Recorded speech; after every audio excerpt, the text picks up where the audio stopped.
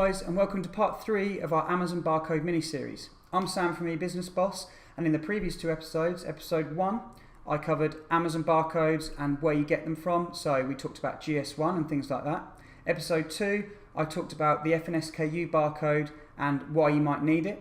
And now, this episode, I'm going to be going straight into how you then take that Amazon FNSKU code, how you export it, and how you put it on your product. So let's just go straight into that then. So here I am, I've opened up Amazon FBA inventory, and how you get here is you go to inventory and manage FBA inventory. This is the same example I used in the previous video where I talked about this letter/number code here and that this is your FNSKU. However, that isn't actually what you need, obviously, to put on your product. You need the barcode version of this. So I'll show you how to do that now, and then I'll talk about how you apply that code to your products and how it should be done. So to actually get this and export it in a barcode format, you go over here to the drop down next to edit, and you go down to print item labels. Take you through to the next page. So here, as you can see, here's the product. There's a merchant SKU. It's sort of your printing label options, and it's saying print item labels. Now, before you do this, you need to, it depends on your printing methods. So if you use a Dymo label printer, which I know a lot of sellers do, where they churn out one at a time on a reel, then you're fine to leave it as it is here as number of labels to print 1, because you just need that one version and it will just print it out like that. If you use a conventional printer where you've maybe got sheets of ready-made labels that you're then going to put into a printer, then you need to be more specific. You need to put the actual number of labels you need for your products in there. Then once you've done that, you click print item labels, and just for speed, I've already got it ready here. It will generate a PDF like this with your barcode. As I said, this would be perfect for the Dymo label printer users because it's just got the one there. You would see them going all across the page if you'd set it up differently for a conventional printer. Say you needed 20 labels, you'd see them all spread across the page like that. So that's how you get the FNSKU and export it from Amazon. So once you've got your PDF set to your needs, whether it's one or many labels, barcodes on a page, you then have 2 options.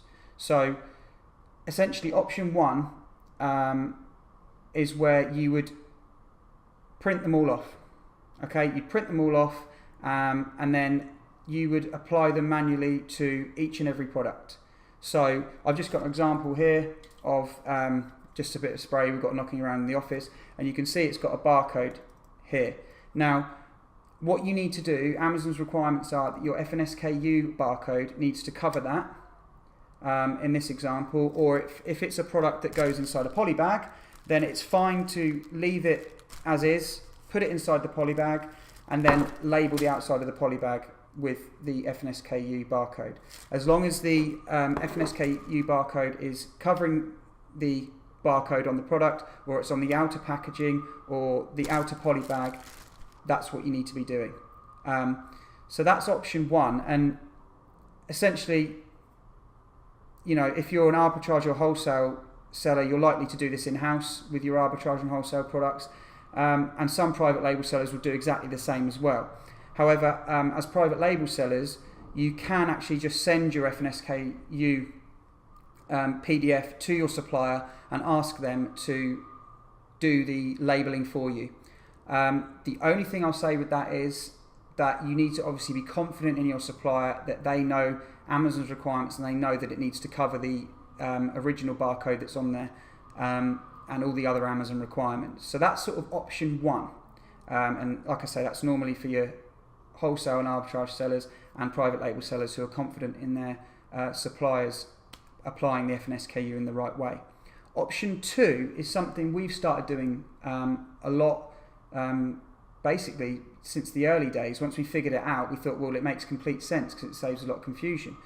And that is that essentially what you do is we don't put our GS1 barcode, EAN, UPC on our packaging or on our product. We have the barcode and we use it to generate the Amazon listing, but we don't actually put it anywhere on our product, because what we do instead is we send our PDF to our packaging designer, and we say to them, along with Amazon's requirements of how big the label needs to be, just cut the barcode out of the PDF and apply it to the packaging design. So it's actually just printed straight on to the packaging. There's no separate labels or anything like that, and that's how we do it. And what that can sort of cut out is any confusion. If you were to ask your suppliers to label the products, then you don't have to worry about them not doing it properly. This way, it's on the packaging design that you're sending to them, and they're printing out and then putting the product inside. So with this, ensure that it's good quality printing first of all, which you're probably doing anyway because you want good packaging, and that your package designer knows the right size requirements and how the barcode needs to look on the packaging. What I'll do is I'll put all of the requirements and stuff in the information below the video, but it's easily ready online. You can find it quite easy just by searching Amazon barcode requirements, something like that, or FNSKU requirements, but I'll put it below. But yeah, essentially they're your two options, and a lot of people don't actually think about the option 2, because we've spoken to a lot of sellers who are either manually labeling things themselves or getting their Chinese or suppliers from wherever to apply the FNSKU labels, and they've had the odd error and things like that, quality control. So this is an alternative. Obviously, if you are selling outside of Amazon, it could be a bit much to have different types of packaging, so you might want to keep it as is and just use option 1 where you've got your normal barcode on your packaging and you're covering it up with a label. But option 2 is great if you're just selling on Amazon, and that's certainly what we do at the moment. So yeah, hopefully you've found that interesting and valuable. If you have, please give it a like, and also please subscribe to the YouTube channel. We appreciate everyone who follows us. We're always putting out new content for people, so I'm sure you'll find not just this but future and past videos very valuable.